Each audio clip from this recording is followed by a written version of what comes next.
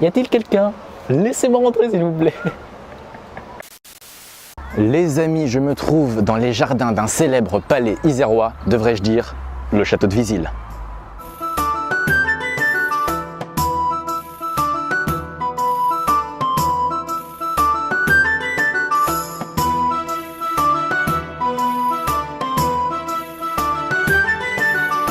Le domaine départemental de Vizille en Isère est un parc de 100 hectares dans lequel est situé le château Lesdiguières abritant le musée de la Révolution française. Ce palais a été le lieu de la réunion des États généraux du Dauphiné qui a amené à la Révolution française. Ici, le 21 juillet 1788, des bourgeois, prêtres, nobles, représentants du peuple, etc., se sont réunis sans l'autorisation du roi, et c'est un détail important, pour lancer un appel à la nation tout entière pour définir un nouvel ordre politique. C'est tout simplement les préludes de la Révolution française.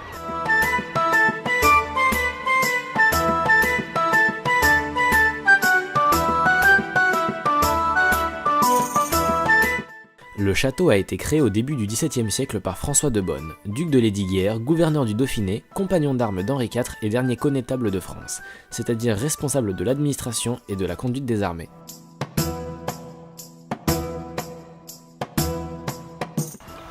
La roseraie dans laquelle je me trouve a été créée en 1925 et marque le passage du domaine à l'État.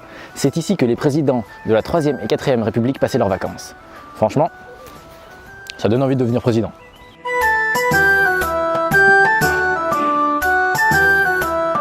Le 1er janvier 1925, le domaine de Vizille devient officiellement propriété de l'État et résidence d'été des présidents de la République. Jusqu'en 1940, de nombreux travaux d'aménagement et de restauration seront effectués dans le château. À partir de 1937, l'État louera les terrains du palais à la commune de Vizille qui y créera un jardin public.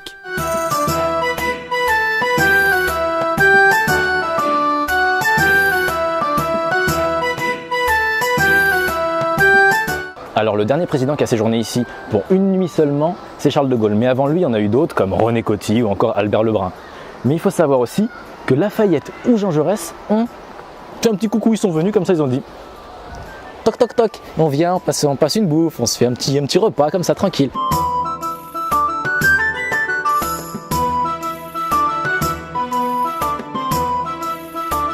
Le domaine étant peu utilisé, il est transféré au Conseil général de l'Isère en 1973. En 83, peu avant la célébration du bicentenaire de la Révolution, les collections du musée de la Révolution française s'installent dans les différentes salles du château. Aujourd'hui, elles y sont encore.